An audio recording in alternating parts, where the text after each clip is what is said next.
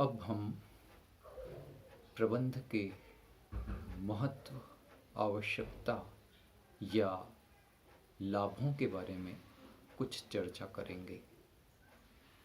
प्रबंध के बिना जीवन के किसी भी क्षेत्र में किसी भी लक्ष्य को प्रभावपूर्ण तरीके से प्राप्त किया जाना असंभव सा है।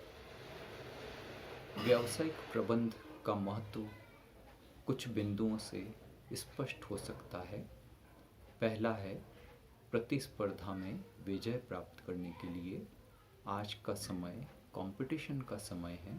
जीवन के हर क्षेत्र में प्रतिस्पर्धा है और ग्लोबलाइजेशन के परिणाम स्वरूप यह प्रतिस्पर्धा न सिर्फ एक देश में बल्कि संपूर्ण विश्व में फैल चुकी है।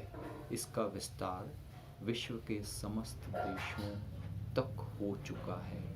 ऐसी स्थिति में हम अपने आप को सफल रूप से संचालित करना चाहें तो प्रबंध के सिद्धांतों के अनुरूप कार्य करना आवश्यक होता है। दूसरा बिंदु, उत्पादन के साधनों का सदुपयोग करने के लिए फैक्टर्स ऑफ प्रोडक्शन में सबसे महत्वपूर्ण फैक्टर मैन फैक्टर या मानवीय श्रम है। मनुष्य अपनी इच्छा से संस्था के लक्ष्यों को प्राप्त करने के लिए प्रयास करने को प्रेरित हो जाए, यही प्रबंध का एकमात्र लक्ष्य होता है। मनुष्यों को स्वेच्छा से कार्य करने के लिए प्रेरित कर दिया जाए तो उत्पादन के अन्य निर्जीव साधनों का स्वतः सदुपयोग हो जाएगा और हम अपने लक्ष्यों को ठीक से प्राप्त कर सकेंगे। तीसरा है, संस्था के उद्देश्यों के निर्धारण के लिए प्रबंध सामाजिक, आर्थिक, मानवीय विभिन्न प्रकार के उद्देश्यों का निर्धारण करता है। तदनुरूप संस्था अपने लक्ष्य या प्रयासों को प्राप्त करने के लिए निरंतर आगे बढ़ती है। अच्छा प्रबंध ही ऐसा करवा पाने में हमें सफलता दिलाता है। अगला पॉइंट है, निर्धारित लक्ष्यों की प्राप्ति के लिए प्रबंध में उच्च स्तरीय अधिकारियों के द्वारा संस्था के अल्पकालीन, मध्यमकालीन और दीर्घकालीन लक्ष्यों को निश्चित किया जाता है। इन लक्ष्यों के प्राप्त करने के लिए प्रबंध के द्वारा ही विभिन्न प्रकार का दिशा निर्देश, कोऑर्डिनेशन, नियोजन, मोटिवेशन एवं नियंत्रण किया जाता है, जिससे हम अपने लक्ष्यों को समय पर ठीक से प्राप्त कर सकें। अगला बिंदु है, संस्था के आंतरिक एवं बाह्य पक्षों में समन्वय की स्थापना के लिए प्रत्येक व्यावसायिक संस्था कई सारे आंतरिक एवं बाह्य पक्षकारों के संपर्क एवं समन्वय के माध्यम से ही अपने लक्ष्यों को पूरा करती है।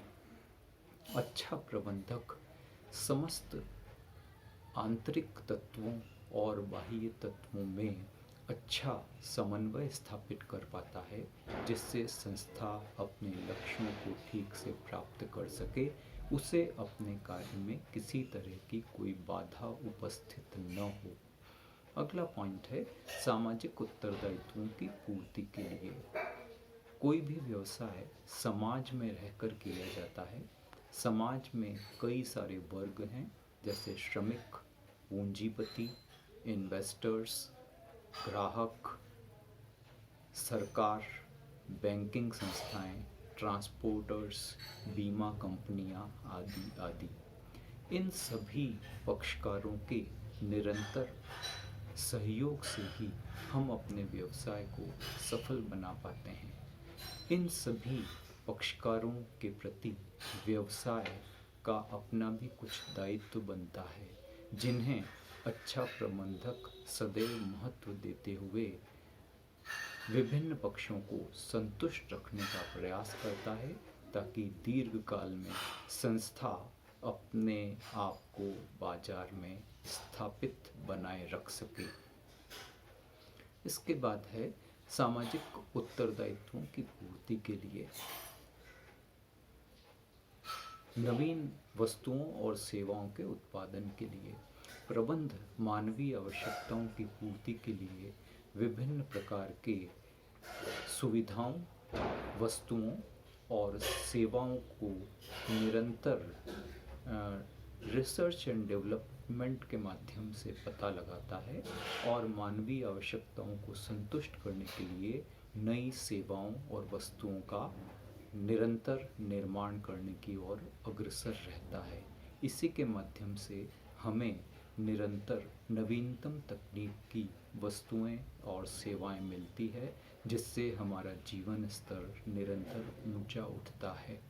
इसी प्रकार कुछ और बिंदु हैं नवीन आविष्कारों और प्रचलित विधियों में समन्वय के लिए, मधुर औद्योगिक और मानवीय संबंधों के लिए, विभिन्न व्यक्तियों के विकास के लिए, सामाजिक जीवन स्तर में वृद्धि के लिए, पूंजी निर्माण के लिए, देश की समृद्धि के लिए और रोजगार के साधनों में निरंतर वृद्धि करने के लिए।